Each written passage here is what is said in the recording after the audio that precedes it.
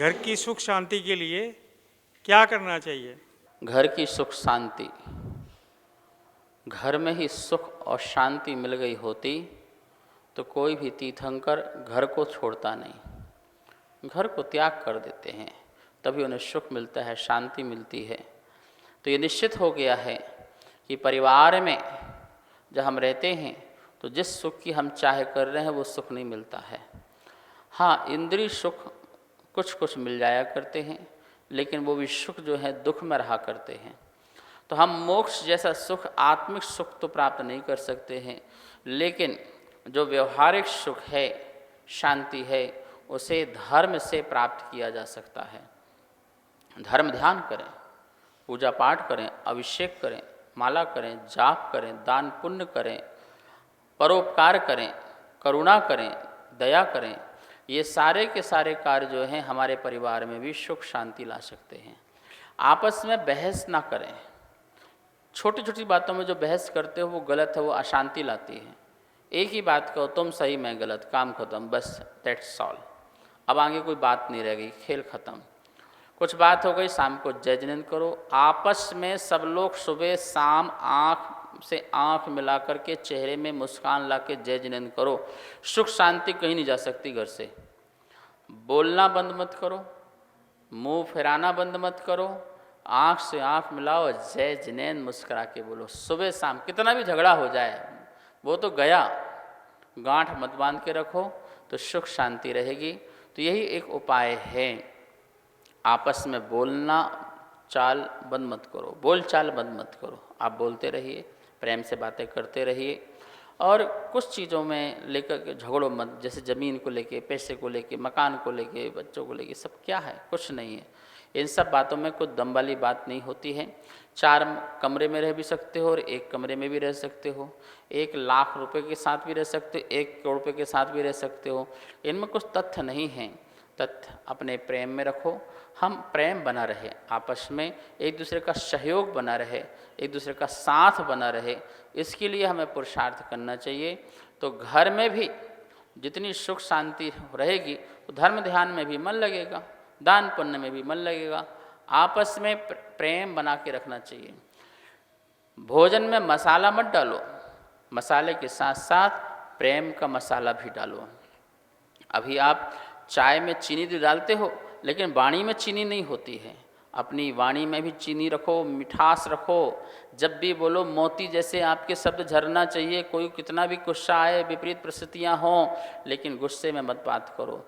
इन सब करने से क्या होगा, प्रेम बरसेगा, तो घर में भी सुख शांति रहेगी, स्वर्ग रहेगा। तर्क और कुतर्क मत करो, वरना घर नर्क बन जाता है। समर्पण के भाव से रहो तो घर स्वर्ग बन जाता है। नमोस्तु आचार्य श्री, नमोस्तु नमोस्तु नमोस्तु। सभी को सादर जय जिनेंद्र। आचार्य श्री, मेरा आपसे एक प्रश्न है। मैं पेंटिंग करती हूँ प्रोफेशन की तरह से भी। पहले मैं पैशन से करती थी, अब प्रोफेशन से करना चाहती हूँ। और जब मैं वो पेंटिंग्स करती हूँ तो मैं इतनी एकाग्र हो जाती हूँ कि मुझे किसी चीज़ के बारे में सोचना समझना, बस मुझे यही समझ में आता है मैं क्या वो कह रही हूँ, क्या लिख रही हूँ, क्या कहना चाहती हूँ। तो क्या उसको भी एक ध्यान में हम गिन सकते हैं, या सिर्फ वो एक एकाग्रता है और उसको धर्म ध्यान माना जा सकता है? क्योंकि उस समय मुझे किसी और तरह की भावनाओं की, किसी तरह की इच्छाओं की कोई आशा नहीं होती है। मैं सिर्फ अपना कार्य कर रही होती हूँ। तो क्या उसको हम एक धर्म की दृष्टि से देख सकते हैं? हम कोई भी काम करते हैं तो एकाग्रता से ही करते हैं। गाड़ी भी चलाते हैं, एकाग्रता से करते हैं। आप पेंटिंग बनाते हो तो आप पेंटिंग में भी एकाग्र हो जाते हैं। भोजन बनाते हो तो भोजन में भी एकाग्र हो जाते हैं। जब भी कोई भी श्रेष्ठ कार्य होगा उसमें एकाग्रता होगी ही होगी। चाहे पेंटिंग बनाओ, चाहे गाड़ी चलाओ, चाहे भोजन बनाओ, चाहे घर मकान बनाओ, कोई भी काम करो, लेखन कार्य करो, हर काम में एकाग्रता होती होती है। अब वो काम शुभ भी हो सकता है और अशुभ भी हो सकता है। अशुभ काम में भी तल्लीनता होती है, एकाग्रता होती है, और शुभ काम में भी तल्लीनता, एकाग्रता की आवश्यकता पड़ती है। लेकिन जो भी अशुभ काम हैं वो अशुभ ही रहेंगे। जैसे आप गाड़ी चला रहे हैं तो गाड़ी चलाना शुभ थोड़ी है, ठीक है, वो आपका एक कार्य है, उससे हम शुभ नहीं कहेंगे। लेकिन पूजा करना एक शुभ है, जाप करना एक शुभ है, ध्यान करना एक शुभ है, स्वाध्याय करना शुभ है।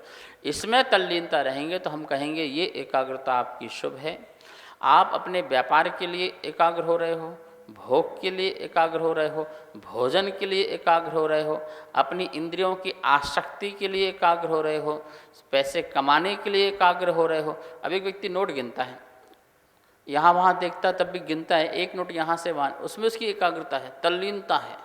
लेकिन वो ऐसा गिनना उसके लिए शुभ थोड़ी है, वो तो अशुभ है। लेकिन अपने धर्म का पढ़ना, लिखना, स्वाध्याय करना ये शुभ होता है। तो हमें जितने भी शुभ हैं उसमें लगना चाहिए। और एक समय ऐसा आएगा शुभ को छोड़ के शुद्ध में चले जाएंगे। ये व्यवस्था है हमारे यहाँ। बिना ध्यान के कोई भी संसार में जीव नहीं है। कोई आर्त रौद्र ध्यान करता है, कोई धर्म ध्यान शुक्ल ध्यान करता है। आर्त रौद्र ध्यान संसार है, दुख का कारण है, और धर्म ध्यान आदि जो हैं वो सिद्धत्व की अवस्था के लिए कारण है और सुख का कारण है। नमस्ते महाराज जी, मैं आज बहुत भाव के साथ आई हूँ और मैं चाहती हूँ, मैं अपनी शंका बताना नहीं चाहती, बस मन में जो है वो दूर हो जाए। आपकी शंका हम समझ जाएं, ये तो बहुत बड़ी बात कही आपने। लेकिन फिर भी आपके फेस से हमें ऐसा लगता है कि जैसे कि आप जो हैं इतनी धर्मात्मा हैं, तो कहीं ना कहीं आपके मन में ये आता है कि हम और आगे बढ़ें और आगे चलें। और पर कुछ ऐसी समस्याएं हैं जिसे आप चल नहीं पाते हैं, आगे बढ़ नहीं पाते हैं। हम आपकी समस्या इतना ही कह सकते हैं कि आप अपनी समस्या का समाधान परमानेंट चाहते हैं, और वो ये परमानेंट चाहते हैं कि मेरा संसार में जन्म मरण ही ना हो। अनंतों काल से जन्म मरण हो रहा है, बंद नहीं हो रहा है, ये सबसे बड़ी समस्या है। और इस समस्या का समाधान यही है कि मेरा मरण समाधि मरण हो। जो मेरे हाथ में है मैं उसको काम करूं। जन्म अब मेरे हाथ में नहीं है, लेकिन मरण मेरे हाथ में है, तो मरण को मैं सुधारूं। मैं दिन रात 24 घंटे प्रभु का स्मरण करूं, प्रभु का ध्यान करूं, प्रभु का अर्चना करूं और उसमें लीन रहूं। बस आपकी समस्या का समाधान परमानेंट हो जाएगा। धर्म मरण हो, मंगल मरण हो, इसके लिए पुरुषार्थ कीजिए। अरहंत सिद्ध, अरहंत सिद्ध, नमः सिद्धेभ्यः, नमः सिद्धेभ्यः, इसका उच्चारण कीजिए। ओम ह्रीम अरहम नमः।